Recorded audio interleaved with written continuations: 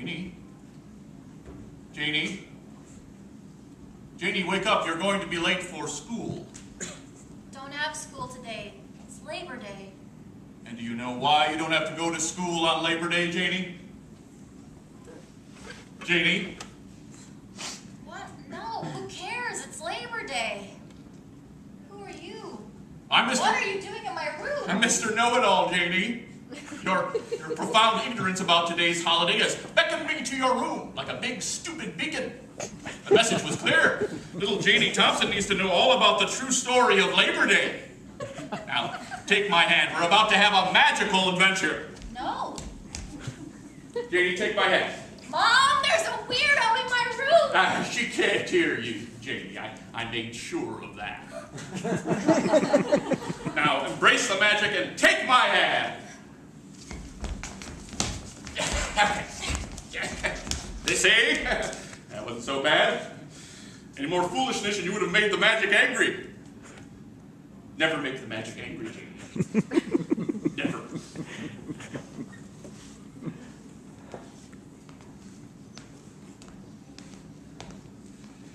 What happened? Did you drug me? If I drug you, you mean fill your little noggin with all the joy of Labor Day, then the answer is yes.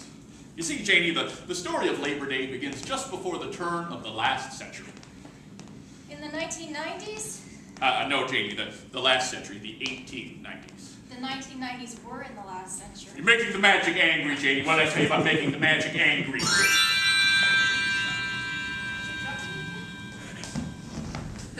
You see? Now back then, terrible beasts called monopolists roamed the land. They were crafty and fearsome and often had supernatural powers. They also owned everything. But three were worse than all the others combined.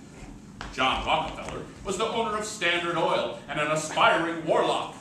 When he wasn't summoning eldritch demons from the netherworld, he bathed himself in tubs full of light, sweet crude, which he believed would keep him young and supple.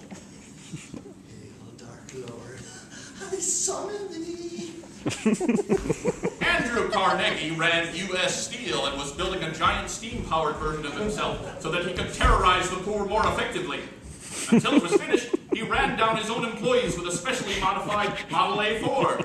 You wee bastards! I'll crush your bones! I've got the bloodlust in me! Ah!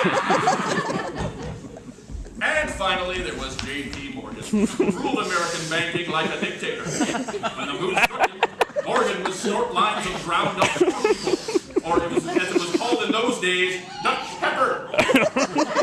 Also, he ate puppies alive. You're a puppy, Mr. Morgan. More! This doesn't seem very likely. Well, it's what happened. You read a book once in a while, you would know these things. Don't for a moment doubt the magic, or your soul will be lost forever. Remember, Janie, who's the genius here? You? That's right, Janie. The working stiffs of America cried out for help, and in their time of need, they found a champion, Theodore Roosevelt. Money! Taking time out from wrestling lions, inciting the Spanish to war, Goddamn Spaniards, come get some of that! and single-handedly digging the Panama Canal, T.R. returned to fulfill his domestic duties as president. Money! T.R. bested Rockefeller easily because he wouldn't get out of the bag, but Morgan and Carnegie proved more difficult. Son of a money! But Teddy pressed on, and eventually only Carnegie, the damnable Scot, was left. When brute force failed, T.R. called on white magic, the good kind. The kind that's trying to redeem that pile of mush you call a brain, Janie. Only this, that, and the other, as above and so below. Help me stop these evil mothers! Money, money! Go, go, go!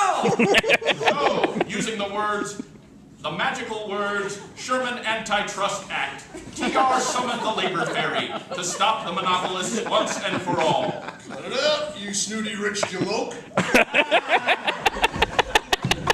The labor ferry transformed the monopolists into philanthropists, benevolent creatures that still feed on money to create libraries and arts foundations and public television, in addition to torturous death at the end of a life of crushing toil. And that's why big business is universally loved in America today, and why corporate greed is an ancient relic of our once backward society. What?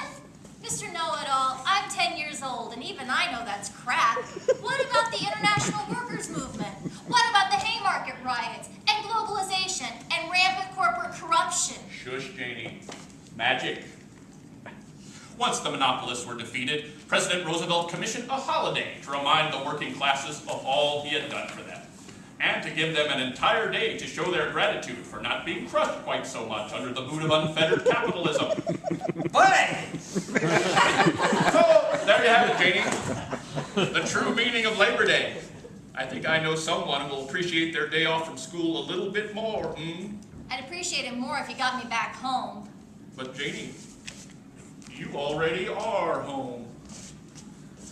Hey, that is pretty cool. But wait, it's 9 p.m. I missed my whole day off from school. Knowledge has its price, Janie. Your mother should be waking up now if I know my dosages. Remember what you learned today. Remember what you learned.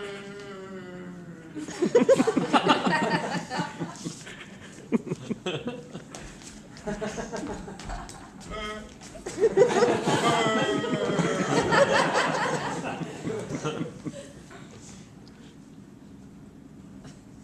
got anything to eat? Quite right. A meal would be